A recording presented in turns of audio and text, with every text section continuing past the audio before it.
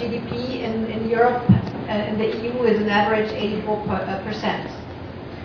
If you look at the hidden liabilities that I pointed out before, including pension, healthcare, businesses that are so-called semi-privatized, etc., run by the government, we are in the average at about 110-120%.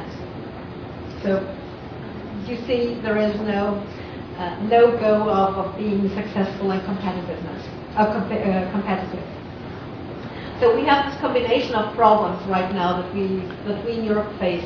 On the first hand, we have the sovereign debt that was, of course, pushed by the financial crisis, and we have to be thankful that it finally emerged. Otherwise, we would have slept for a couple of other years, I think, at least.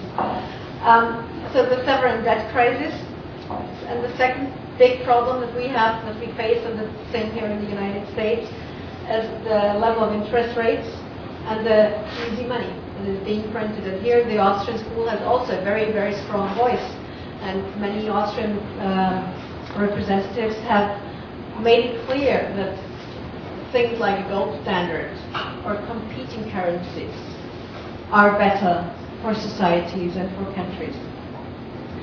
Something that we need to consider if we talk about the European crisis is that, for example, with Ireland and Spain, the crisis there is the result of this speculative real estate bubble, or the speculation on real estate level. Whereas the crisis in Portugal or in Greece or in Italy is simply too much private and public consumption and living on other people's money, as you eventually run out of, as Lady Thatcher pointed out. Reinhard and Rogoff actually discussed, in their recent book, discussed or studied 800 years of financial and economic crisis. And they pointed out that if you reach a level of 90% debt to GDP, a ratio of 90% to GDP, growth will be reduced by 1%. So if we look at our growth rates now, some countries don't even have 1% growth per year. Where is the future? What is the future? So there are actually two solutions.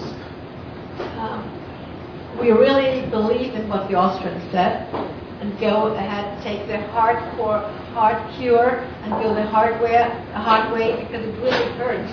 If you do structural reforms, if banks go bust, if we cut spending, if we kind of reduce the so-called rights that we have all been used to get or deserve for a long time, cut spending, and of course we will have a high unemployment rate, but eventually, and GDP will be reduced, but eventually we allow the markets to work again.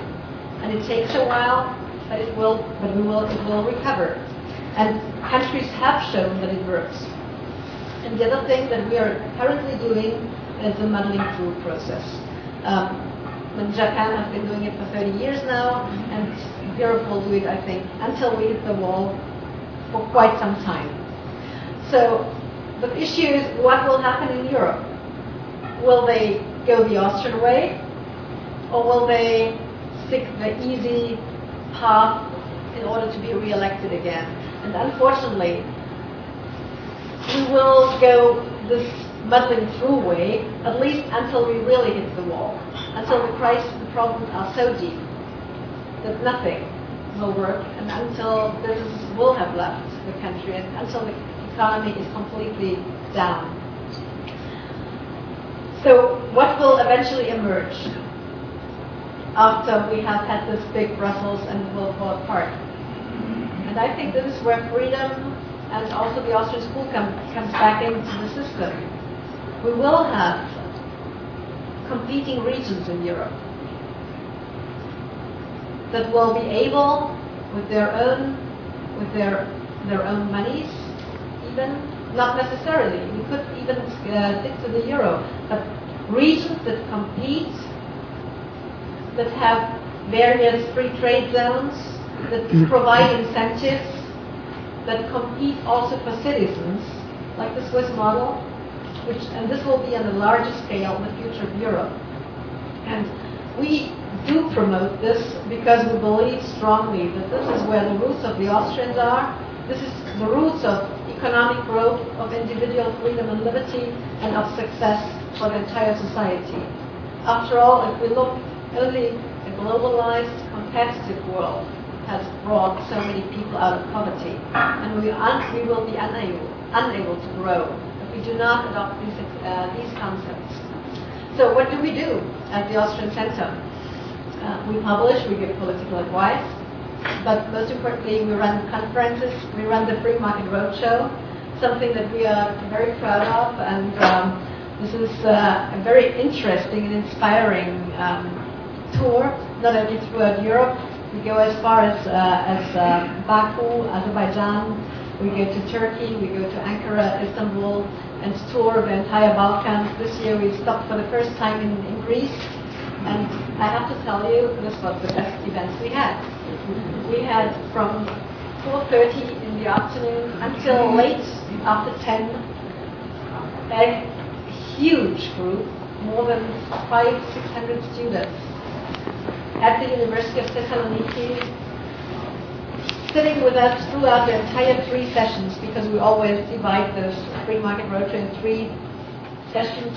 One is on individualism versus collectivism, the other one is on competition versus harmonization, and the third this year was on the euro, the future of the eurozone and the future of the currency.